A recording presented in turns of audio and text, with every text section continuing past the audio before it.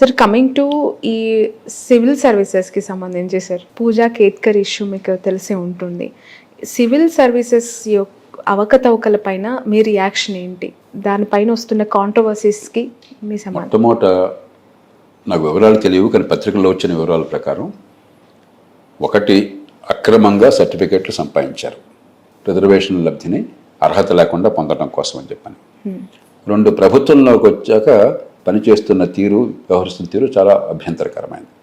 కాబట్టి ఖచ్చితంగా ఇవి వాస్తవమైనట్టయితే ఆవిడ ఉద్యోగం పోయి తీరాలి. ఆల్రెడీ పోయింది అండ్ విచారణ కూడా ఆదేశించడం జరిగింది. ఆగకుండా దొంగ సర్టిఫికేట్లు ఇచ్చిన వాళ్ళకి, దొంగ సర్టిఫికేట్ తీసుకున్న వాళ్ళకి నేరారోపణ చేసి శిక్ష పడాలి. వాళ్ళ మీద కష్టం నేను చెప్పట్లా. ఇలా కొన్ని కేసులైనా జరిగితే రేపొద్దున ఇలాంటి జరగకుండా మనం ఆపగలం. ఇప్పటికే దొంగ సర్టిఫికేట్లతో రిజర్వేషన్ల రూపంలో వచ్చి అర్హత ఉన్న వాళ్ళకి అన్యాయం జరిగిందని చెప్పిన ఆరోపణలు చాలా బలమైనవి ఉన్నాయి. కొన్ని ఆరోపణల వెనకాల బలమైన ఆధారాలు నాకు స్వయంగా తెలుసు, వివరాల్లోకి నేను వెళ్ళను. అగ్రకులాల వాళ్ళు దొంగ సర్టిఫికేట్తో ఏ వర్గాలకు న్యాయం జరగాలో వారికి అందకుండా వాళ్ళకి కులం పేరు మార్చుకుని, దొంగ పేరు రాయించుకుని, లంచాలు ఇచ్చి లబ్ధి పొందిన వాళ్ళు దేశమంతటా ఉన్నారు. ఇక్కడ ఒక చోట ఉద్యోగాలు తీసేటవే కాకుండా వాళ్ళకి కఠిన శిక్షలు పడే ఏర్పాటు జరగాలి.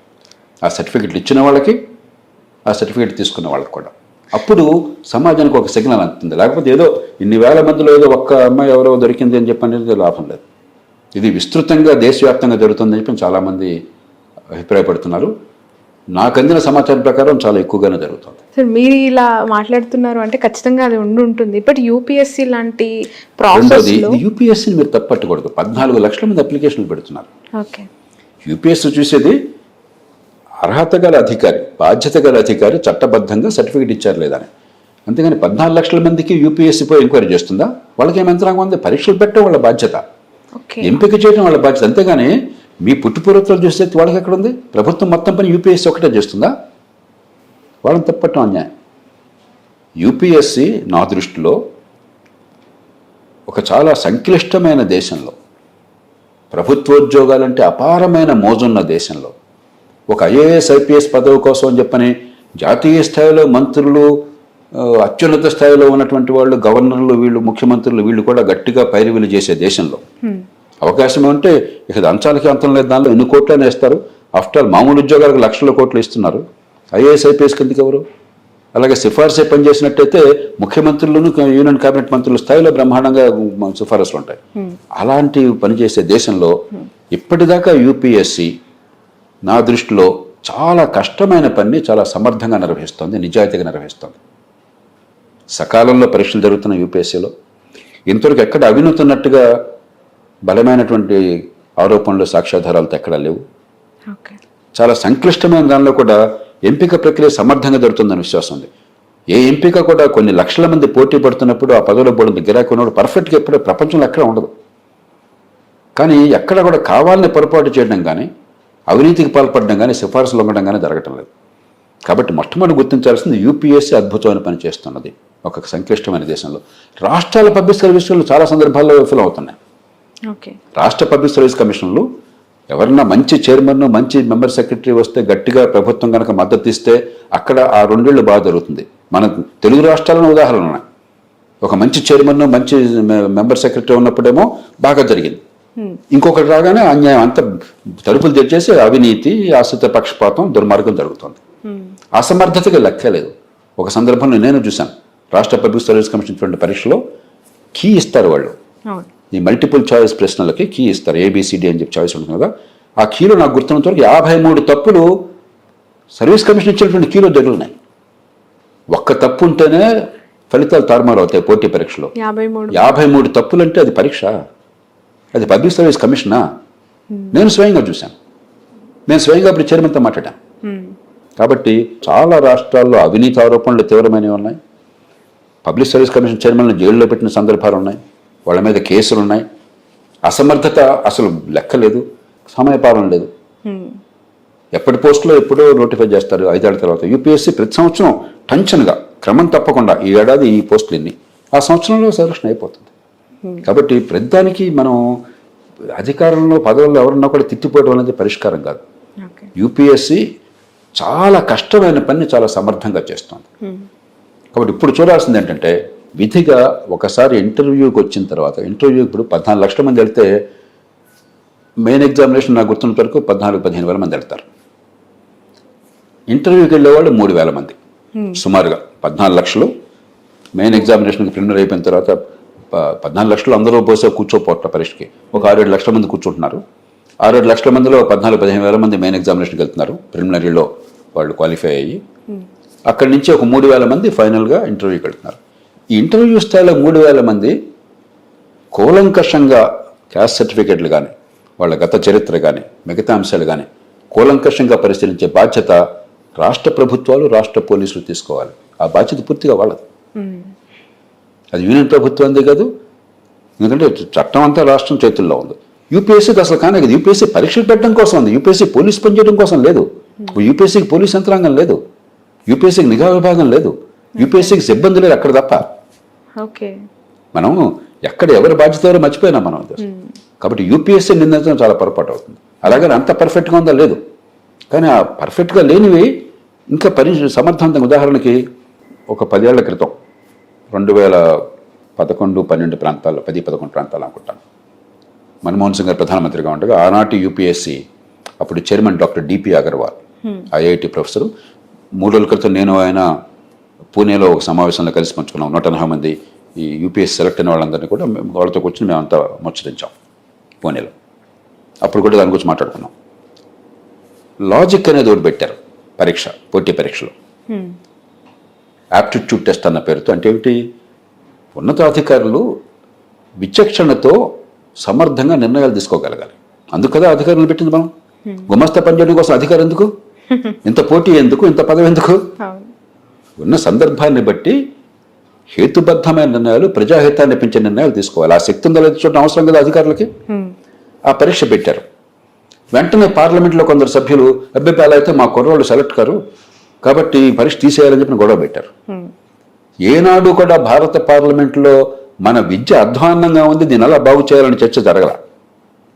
కానీ ఈ పరీక్ష ఉండాలా లేదా అని 4 గంటల చర్చ జరిగింది పార్లమెంట్లో.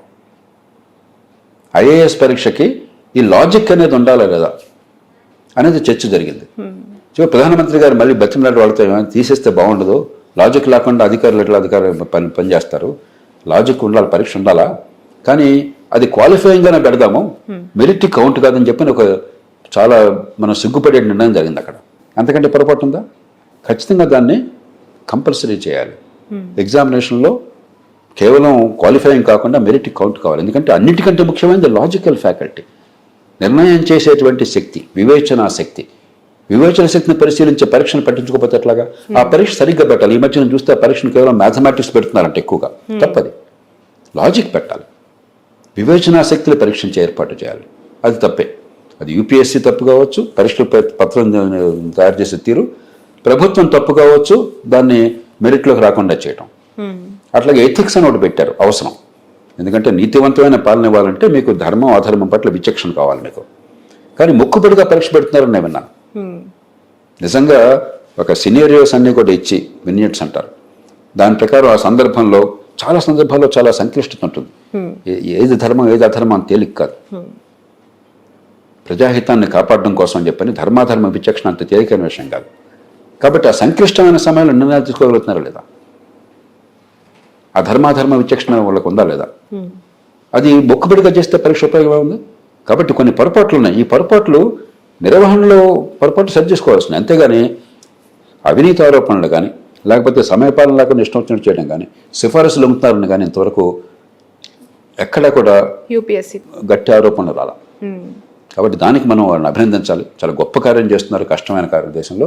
అలాగని ఈ సెలక్షన్ అంతా పర్ఫెక్ట్గా ఉందన్నా దీన్ని మరింత మెరుగుపరచాలి. ఈ ఇంటర్వ్యూ స్థాయిలో 3,000 మంది విషయంలో మాత్రం కూలంకషంగా తెలుసుకోవాలి, ఈ పొరపాట్లను సరిదిద్దాలి. ఇవి అయిన తర్వాత 2 ఏళ్ల పాటు ట్రైనింగ్లో ఉంటారు. ఆ 2 ఏళ్ల పాటు ట్రైనింగ్ నిర్దాక్షిణ్యంగా తీసుకోవాలి. అక్కడ ఏ పొరపాట్లు జరిగినా ఈ అధికారి లేకపోతే ఈ మనిషి కీలకమైన అధికార బాధ్యతలకు పనికిరాలనుకుంటే నిర్దాక్షిణ్యంగా తీసేయారు. ప్రొబేషన్ ఉద్దేశం అదే. ప్రొబేషన్ అంటే ఏమిటి? ఈ 2 ఏళ్ల పాటు శిక్షణలో చూస్తున్నావు, నువ్వు పనికొస్తావా లేదా అని చెప్పాను. అది మొదట్లోనే తప్పు జరిగింది. 81 సంవత్సరం 1981 మీరంతా పుట్టక మనకు మా బ్యాచ్ తర్వాత బ్యాచ్ వాళ్ళు. ఒక అధికారి, బీహార్ నుంచి వచ్చిన అధికారి, ఒక మహిళా ఐఏఎస్ అధికారి మీద గుళ్ళున్న తుపాకీ చూపెట్టి బెదిరించాడు తాగి. అలాంటి త్రాష్టుడి పనికిరాడు ఐఏఎస్ అని చెప్పని ఆనాటి నేషనల్ అకాడమీ ముస్సేరి డైరెక్టర్ పిఎస్ అప్పు గారు ఆయన సిఫారసు చేసేవాడిని తీసేయాలని చెప్పి విచారణ చేసిన తర్వాత సిగ్గుపడాల్సిన విషయం ఆనాటి యూనియన్ ప్రభుత్వం అబ్బాయి వాడిని పర్లేదు క్షమించేసి వదిలేద్దాం, గవర్నమెంట్లో కొనసాగిద్దామన్నారు. చివరికి అప్పు గారు రాజీనామా చేశాడు. ఈ ప్రొబేషనరు ఈ పనికిరాని అధికారి పోవలసింది పోయి ఇలాంటి వాడు పోవాలి దేశం కోసం చెప్పి అన్నటువంటి గొప్ప అధికారిని మనం కోల్పోయాం. ఇలాంటి మూర్ఖ పనులు చేశాం. కాబట్టి ప్రొబేషన్ని సీరియస్గా తీసుకోవాలి. చాలామంది అప్పుడు నీకు తేలిపోతుంది ఇప్పుడు పనికి వస్తారా లేదా పరిపాలనకి, ప్రజాహితాన్ని పెంచేవాళ్ళ లేదా తుంచేవాళ్ళ, ఆ నిజాయితీ, ఆ సామర్థ్యం, ఆ చిత్తశుద్ధి ఉన్నా లేదా ఆ రెండేళ్ళలో తెలిసిపోతుంది. పరీక్షల్లో పూర్తిగా తెలవదు, పరీక్షల్లో కొంత సామర్థ్యం తెలుస్తుంది అంతే. ఇప్పుడు అలా కాకుండా మొక్కుబడిపోయింది. అలాగే ఆ తర్వాత కూడా ప్రతి 5 పదాలకి వాళ్ళ పనితీరు మీద బోర్డంత లోతైన పరిశీలన కావాలి. వాళ్ళు పనికిరారు చాలు అనుకుంటే నమస్కారం పెట్టి ఇంటికి పంపించండి, పెన్షన్ ఇచ్చి ఇంటికి పంపించండి. ఆర్మీలో ఏర్పాటు ఉంది. మన సాయుధ దళాల్లో 15 ఏళ్ల పాటు అందరూ ఉంటారు. ఆ తర్వాత మీరు పనికి నెక్స్ట్ లెవెల్కి అందరూ చేరాలి. ఇప్పుడు 200 మంది ఐఏఎస్ ఆఫీసర్లు తీసుకుంటున్నారు ఈ మధ్యకాలంలో. 200 మంది సెక్రటరీలు అక్కర్లా దేశంలో, కింద స్థాయిలో అవసరం క్షేత్ర స్థాయిలో. కాబట్టి ఆ తర్వాత 50 మంది పోస్టులు 150 మంది ఇంటికి పంపించేయండి, 50 మంది ఎంపిక చేయండి, వాళ్ళకి పెన్షన్లు ఇచ్చేయండి, వేరే పని చూసుకుంటారు. ఆ 50 మంది తర్వాత 10 మంది ఇంకా పై స్థాయిలో 10 మంది ఉన్న 10 మందిలో ఉంచండి, మిగతా 40 మంది ఇంటికి పంపించండి. మన దేశం అట్లా కదా. ఒకసారి చేరిన తర్వాత ఈ 40-35 ఏళ్ల పాటు వాళ్ళని భరించాలి మనం. పనికి వచ్చినా పనికి రాకపోయినా, అసమర్థులైనా అవినీతి పరులైనా, అది పద్ధతి కాదు. ఎన్ని కాంట్రవర్సీస్ జరిగినా. ఎగ్జాక్ట్లీ. కాబట్టి మనం ప్రజల కోసం వీళ్ళు ఉన్నారు కానీ వీళ్ళకి ఉద్యోగాలు ఇవ్వడం కోసం ప్రభుత్వం లేదు. మన ప్రభుత్వాల తీరు ఎట్లా ఉందంటే నీకు ఉద్యోగం ఇస్తా, నీకు గవర్నమెంట్ డబ్బు ఇలా పంచి పెడతా, ఎందుకు ప్రజలకు ఏం చేస్తున్నావు నాకు అనవసరం, నీకు ఇస్తా ఇది కాదు. బట్ మీరు ఇప్పుడు అన్నారు సార్ కొన్ని అవకతవకల వల్ల ఉద్యోగ నియామకాలు జరుగుతున్నాయి అని చెప్పి. మొన్న నేను ఒక వ్యక్తితో మాట్లాడాను, తనకి కుడి చెయ్యి లేదు, యాక్చువల్గా ఎడమ చెయ్యితోనే ఉన్నారు. తను సివిల్స్ ప్రిపేర్ అవుతున్నారు, 4 years నుంచి ప్రిపేర్ అవుతున్నారు. ఆ స్టూడెంట్తో నేను మాట్లాడినప్పుడు తను ఒక క్వశ్చన్ చేశారు, మేడం మేము చాలా పద్ధతిగా 3 గంటలు నేను లెఫ్ట్ హ్యాండ్తోనే అందరు రాసినట్టు ఎగ్జామ్ రాస్తున్నాను, ఎగ్జామ్షన్ తీసుకోవట్లేదు. మా దివ్యాంగుల కోటాని మిస్యూజ్ చేస్తూ చాలా మంది దొంగ సర్టిఫికెట్లు పెట్టుకుంటున్నారు. కాబట్టి మీరు 100% రైట్. అందుకనే ఇలాగా మిస్యూజ్ చేసినట్టయితే కనీసం ఆ ఇంటర్వ్యూ దశలో 2 నెలలు టైం ఉంటుంది, 3 నెలలు టైం ఉంటుంది. మెయిన్ ఎగ్జామ్ రిజల్ట్స్ ఇంటర్వ్యూలో మరి ఫలితాలు వచ్చారు, 2 నెలలు టైం ఉంటుంది. ఈ 3,000 మంది దగ్గర 14 లక్షల మందికి పూర్తిగా పర్ఫెక్ట్గా పరిశీలించడం సాధ్యం కాదు. 3,000 మందికి పరిశీలించడం దేశం మొత్తంలో పెద్ద అసాధ్యం కాదు కదా. మనకున్నటువంటి పోలీస్ యంత్రాంగం, నిఘా విభాగం, పరిపాలన యంత్రాంగంతో. కాబట్టి యుద్ధ ప్రాతిపదికన ఈ 3,000 మంది ఇంటర్వ్యూ దశలో ఉన్నప్పుడే పూర్తిగా నిగ్గు తేల్చి, ఒకవేళ ఎక్కడన్నా కనుక పొరపాటు కనిపిస్తే సెలక్షన్లో వాళ్ళ పేరు రాకుండా ఆపేయటం బాధ్యత ఖచ్చితంగా చేయాలి. లేకపోతే నిజంగా అర్హత ఉన్న వాళ్ళకి, కష్టపడే వాళ్ళకి అన్యాయం చేసి, ఇందాక ఎట్లాగైతే ఎస్సీ ఎస్టీ మిగతా వర్గీకరణ విషయాలు మనం అనుకున్నామో, ఇక్కడ అట్లాగే అర్హత లేని వాళ్ళకి మీరు ఆ పేరుతో ఇచ్చేస్తే నిజంగా న్యాయం ఏం జరిగినట్లెక్క. సమాజానికి ఏ సంకేతం ఇస్తున్నావు? అబద్ధమాడి మోసం చేస్తే నువ్వు వెతుకుతావయ్యా, నువ్వు నిజాయితీగా పనిచేస్తే నువ్వు వెదగవా అని చెప్పిన సంకేతాన్ని మనం మొదట్లోనే ఇస్తున్నాం మనం. కాబట్టి ఖచ్చితంగా చాలా కఠినంగా వ్యవహరించాలి. Right sir. ఈ ల్యాండ్ టైటిలింగ్ యాక్ట్ నిజంగానే సామాన్యులకు లాభమా నష్టమా? ఎందుకంటే ఏపీ ప్రభుత్వం ఒక కొత్త పద్ధతిని ప్రవేశపెట్టే ఆలోచనతో ఉందని సమాచారం. దీని గురించి ఏం చెప్తారు? శ్రావణి, భూమి ఎవరిది అన్నది పారదర్శకంగా అందరికీ తెలియటం, ప్రామాణికంగా తెలియటం ఆర్థిక వ్యవస్థకు అవసరం. మీ ఆస్తి హక్కు స్పష్టంగా ఉన్నట్టయితే రేపొద్దున నన్ను మీ దగ్గర పొందలుచుకున్నాను. ఇప్పుడు ఏమవుతుంది? నమ్మకం మీద పోతున్నాం. ప్రస్తుతం చట్టం ఏమిటి? మీకు నాకు ఒప్పందం కుదిరితే రిజిస్ట్రేషన్ అవుతుంది, స్టాంప్ డ్యూటీ కడతాము లక్షల రూపాయలు, కోట్ల రూపాయలు. కానీ భూమి నాకు టైటిల్ వస్తుందని గ్యారెంటీ లేదు. అమ్మేవాళ్ళకే హక్కు లేదనుకోండి, లేకపోతే ఇంకొకళ్ళు మోసం చేసి నాకు అమ్మారు అనుకోండి, నాదని చెప్పినాయి, రిజిస్ట్రేషన్ ఆయన మాత్రం చేత నాకు హక్కు రాదు. అందుకని ప్రపంచం అంతా ఏం చేశారు?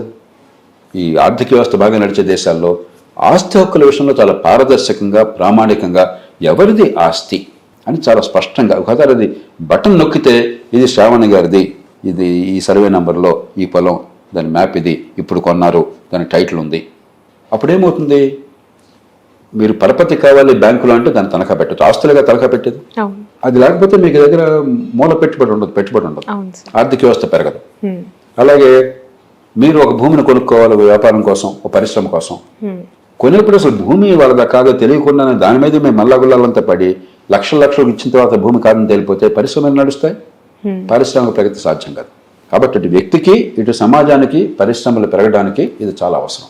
ఓకే. కానీ అది చేసేటప్పుడు ఏంటంటే ప్రజల విశ్వసనీయత ఉండాలి, ప్రజలకు నమ్మకం ఉండాలి. గత ప్రభుత్వం చేసిన చట్టంలో ఉదాహరణ నేను చూశాను. ఏం చేశారు, ఇప్పటిదాకా పట్టదారు పాస్ పుస్తకాలు ఉన్నాయి, ఇప్పటిదాకా ల్యాండ్ రికార్డ్స్లో ఫేర్ అడంగల్ అంటారు, రకరకాలుగా రికార్డ్స్లో మీ పేర్లు వగేర నమోదే ఉన్నాయి. ఏ రకమైన వివాదాలు లేనప్పుడు, పట్టదారు పాస్ పుస్తకం ఉన్నప్పుడు, మ్యూటేషన్ జరిగినప్పుడు మీ పేరుతో వాళ్ళను కూడా నువ్వు వచ్చి 15 రోజులు రిజిస్టర్ చేసుకోవాలా, లేకపోతే నీ భూమి పోతుంది, మా ఎంఆర్ఓ గారు ఏం చెప్తే అదే ఫైనల్, ఆ పైన అప్పీల్ కూడా లేదు, ఆ పైన వెళితే ఆర్డీఓ దగ్గరికి వెళ్ళొచ్చు, ఆ పైన ఇంకొకటి, కానీ హైకోర్టు తప్ప ఇంకో అప్పీల్ ఎవరికి లేదు అని చెప్పంటే నమ్మకం కుదురుతున్నారు కదా. చాలా ఈ దేశంలో మన పరిపాలన వ్యవస్థ మీద నమ్మకం ఉందా మనకి ఎవరన్నా? కాబట్టి కనీస జాగ్రత్తలు తీసుకోకుండా, పొరపాటు సంస్థలను విశ్వాసం లేకుండా ప్రభుత్వం మాకు అధికారం ఉందో మేము ఇష్టం చేస్తూ ఉన్నారు. కొన్ని వేల సంవత్సరాలుగా ఈ దేశంలో పరిపాలన సాగుతుంది, అశోక కాలం నుంచి సాగుతుంది, ఇక కొత్త కాదు. ఎవరు కూడా భూమి విషయంలో చాలా అంత క్యాజువల్గా, చాలా యథాలాపంగా వ్యవహరించాలి, చాలా జాగ్రత్తగా. భూమి అన్నది ప్రాణాంతకం ఈ దేశంలో. చాలామంది ప్రాణమైనా కోల్పోవడానికి సిద్ధంగానే ఉన్న తల్లిదండ్రులు వారసత్వం ఇచ్చిన భూమిని కోల్పోవడానికి సిద్ధంగా ఉంటారు. అవును సార్, అది ఒక ఎమోషనల్ అటాచ్మెంట్. కాబట్టి ఈ జాగ్రత్తలు తీసుకున్నట్టయితే నాకు భూమి ఎక్కడికి పోదు, అధికార యంత్రాంగం నన్ను మోసం చేయలేదు, నా తరతరాలుగా నా కుటుంబంతో ఉన్న భూమి ఎక్కడికి పోదు. ఇప్పటిదాకా బోర్డంత తంటలబడి 45 ఏళ్ల క్రితం ఎప్పుడు పట్టదారు పాస్బుక్ చట్టం వచ్చింది. చాలా కాలం పాటు పట్టదారు పాస్బుక్లు అందే కదా, లంచం లేకపోతే ఒక్కడ కూడా వచ్చేది కాదు. నేను లోక్సత్తా ఉద్యమం ప్రారంభించిన కొత్తలో 25 ఏళ్ల క్రితం ప్రతి సభలో అడిగేవాడిని, లంచం లేకుండా మీకు పట్టదారు పాస్బుక్ వచ్చిందా అని.